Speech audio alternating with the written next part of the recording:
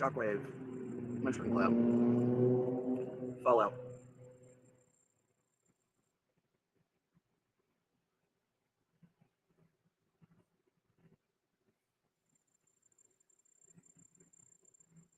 A whole lot of innocent people living their lives with poisoning, destruction right from the epicenter.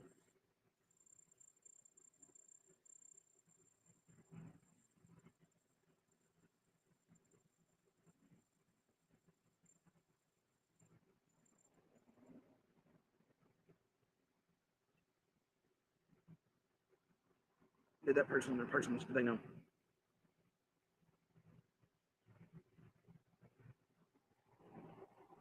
Did they care about the ripples? Did they foresee what was going to happen? I don't know. But I know to a certain degree, you don't do certain things in this universe with other humans or innocence without the knowledge that you're going to create some sort of impact on those around. Even if you think it's just going to be a handful at the time, it doesn't matter. You've created and you had to be aware. I often wonder here, the person or persons responsible watch or study each and every day. I assume they are. I always have. Just like I assumed in the earliest hours and days, it was a stranger, especially, or like, depends on what type or what truly happened. Anybody take a risk like that? If it was certain types, they would come revisit or want to see the chaos because certain types enjoy shit like that. But then maybe once it moved online realms, they didn't have to even attempt to make returns like I guess others in the past decades have. I don't know how that holds any more data and knowledge of, and the mine hunter types and specialists. I'm sure there's data being followed these days, and modern, just how techs change things in that way. The thing is they probably, if they're watching, I don't know who would get more enjoyment out of the revisiting of that type of shit at this point, because I watch so many sick motherfuckers, tragedy pimps, and weirdos who watch this shit as entertainment. Slopper Everett too, right? Fuck makes half of these weirdos any different than whoever is responsible for these crimes these days that didn't revisit? How are they any different than the joy they get off of watching or revisiting anything? Are they really that far removed from one another when they enjoy it? I don't think so.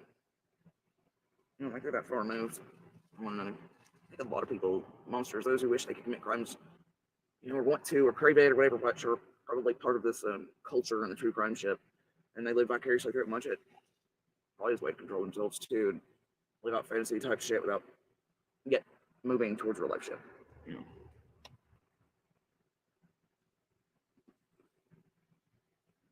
You can almost guarantee that. Just because the type of place true crime is, you can almost guarantee that's happening. Almost tell, I bet my life on it. But I don't know. I also have those running true crime criminal empire up here, and so many that call themselves one thing or another, participate in it in all kinds of different ways. Whether they justify it, I think it's whatever. I don't care how they justify it. They're doing Lord's work or they're helping. I don't know. I don't give a shit really. Web sleuth research teams, blah blah blah, creators, YouTubers, whatever the fuck, give shit what they call themselves. Most of them don't care about the impact either. All they think about is 1 zeros and their hobbies and their enjoyment of doing what they do and all these other things. And they still have impact and ripples. Very wide and deep, even if they never seen or heard or leave tracks or traces, you still affect others greatly, entire communities, and change things.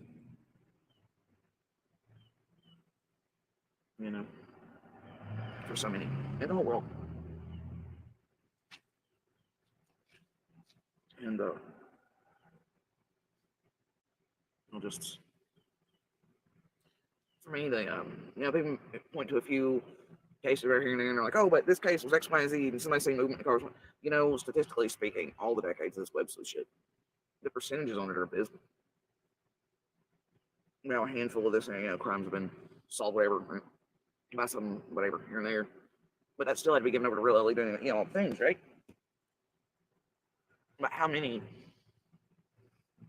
So you have even like 3-5% help by some form of legit web sleuth. You still have the majority, like 97, 95, 97. I mean, I'm just making up fucking stats here and percentages, but for the most part, you just have people, communities, cases, all this other shit tampered with, ripple effects from absolute destruction, changing of people's, like all these things.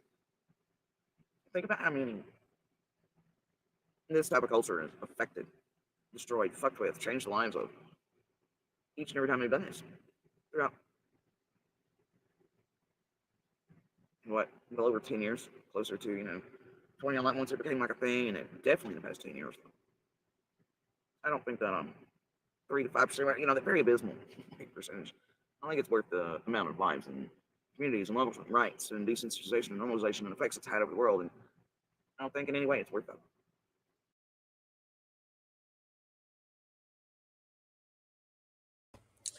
So here she states this has only gone on over the last 10 or 15 years. I did a little bit of research and a little bit of comparisons. This is a almost 10-minute long video. After that, I will be ending this live. I will be back tonight at 10. Holler Girl is going to join me on panel and tell us about a phone call she made today. I'm applauding that phone call, and I cannot wait to hear all about it. She has some new details in Summer's case from the TBI. And I was also thinking we could call the TBI together as Summer Wells community. All right, let me put this on. Sorry it's not done and pretty, but just take a listen. It's a good listen to.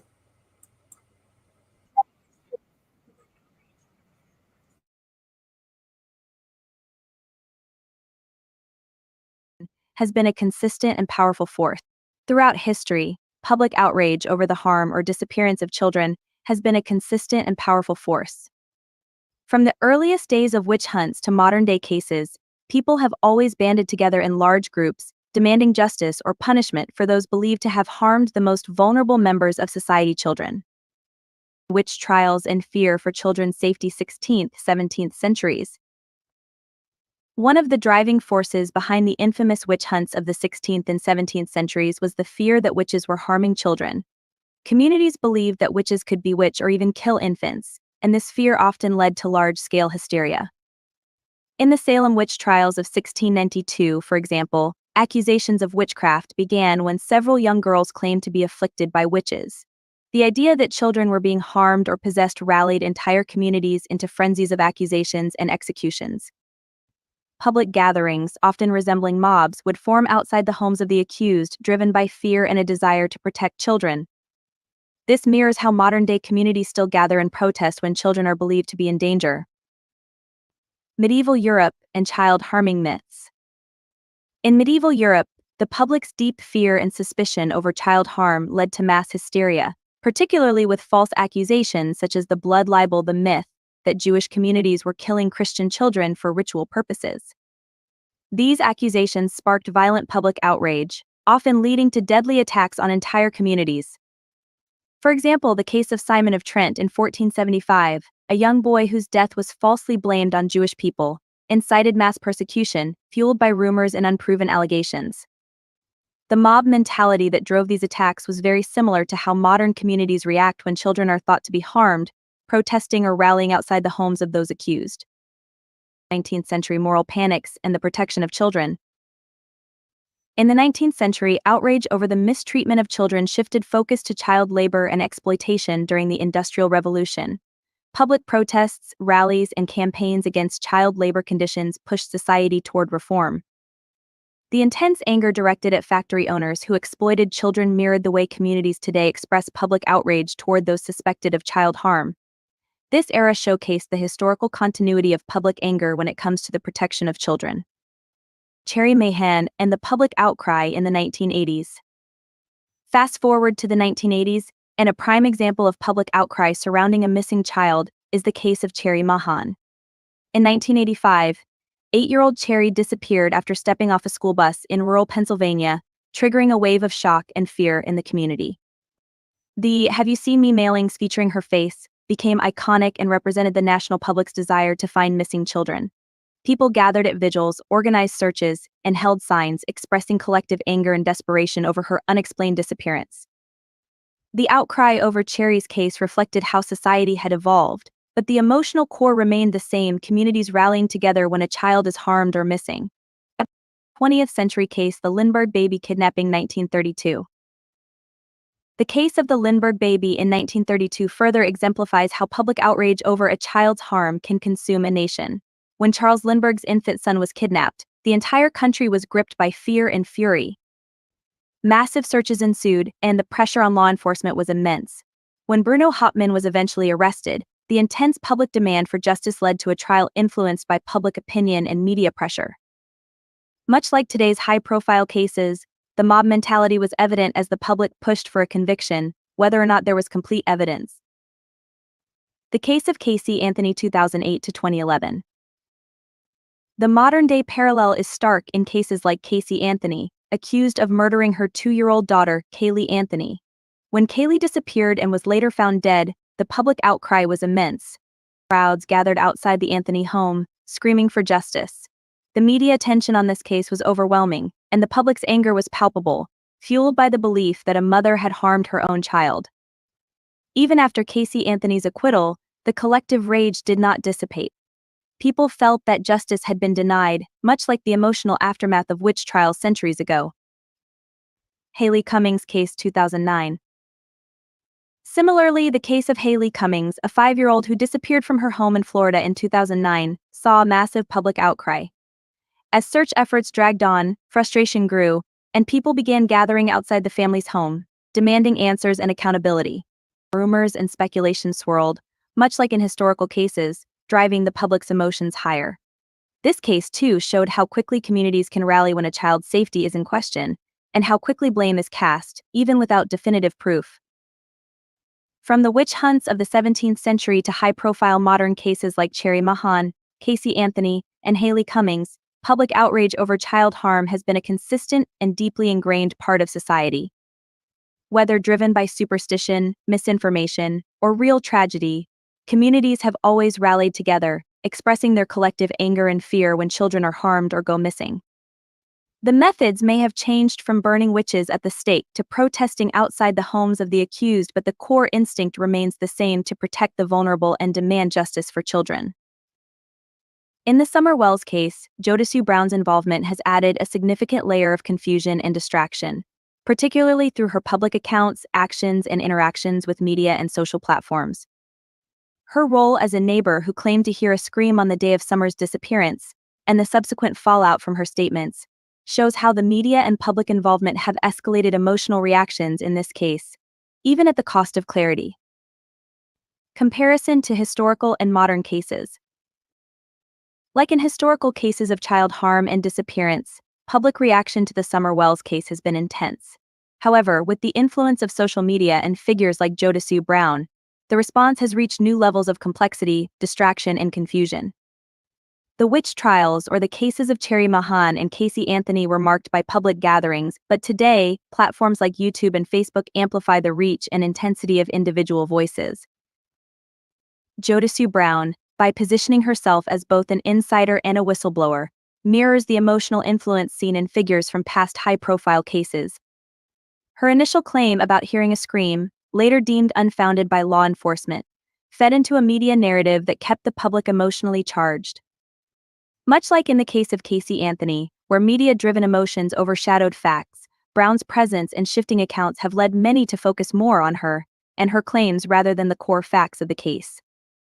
Media's amplification of the Summer Wells case. Continuous speculation. Jodisue Brown's video series, where she details her version of events from the day Summer went missing, has kept the case alive in the public eye. However, her narratives, especially claims about searching before Summer's mother, Candace, came off the hill, have added layers of speculation. As in cases like Haley Cummings, where public narratives led to distractions from the investigation, Jodisue's statements have similarly drawn attention away from crucial facts. The role of misinformation. Much like earlier moral panics and public hysteria in witch trials, Jodisue Brown's changing stance from defending Candace to claiming Candace asked her to change her story has caused confusion. The public, already emotionally invested, reacts to these shifts, leading to an environment where facts and fiction blur. This mirrors how, in the Salem witch trials, shifting accusations and changing narratives fed into the hysteria and distracted from finding the truth. Impact of Jodisue Brown's actions. Distraction and focus on self, rather than keeping attention on Summer Wells. Jodisue Brown's actions, including her videos, claims of being targeted, and her participation in schemes like auctioning the shirt she wore while searching for Summer, have drawn attention to herself. Much like in the media-driven frenzy of the Lindbergh baby kidnapping, where public focus shifted to personal narratives, Jodisue's involvement has led to a situation where more energy is spent on dissecting her claims than on seeking justice for Summer. Conflict with other creators. Jodisue's accusations that YouTube creators are causing harm to the case have further fragmented the public discourse. While claiming to hunt tragedy pimps and accusing others of making the situation worse, she has herself become a central figure of distraction. This public conflict resembles past instances where individuals involved in child disappearance cases became embroiled in personal feuds, diverting focus from the main goal of finding the missing child. Conclusion. In the Summer Wells case, the role of the media and figures like Jodisue Brown has magnified public emotions and, in many ways, derailed constructive efforts to focus on Summer's disappearance. By making herself a vocal participant and changing her stance on key details, Jodisue has shifted the public's attention toward her narrative, much like how certain historical figures or community members have shifted focus in past cases of child harm. This trend of distraction through personal involvement and speculation continues to fuel public confusion, making it harder to keep the investigation on track and aligned with the search for justice for Summer Wells. This situation highlights the power of media and influential voices in shaping how the public feels and reacts, often intensifying the emotional response at the cost of clarity and effective action. Thank you for listening. I will be back tonight at 10 p.m.